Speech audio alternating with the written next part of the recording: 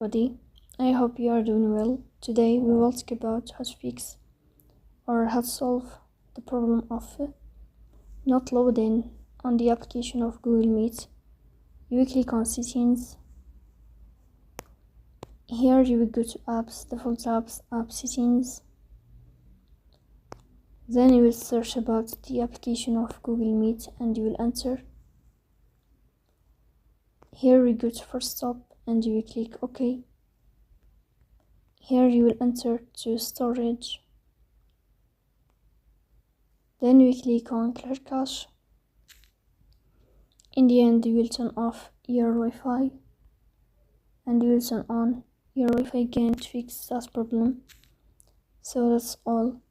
Don't forget to support us by like and subscribe. See you next time and thank you for your watching and your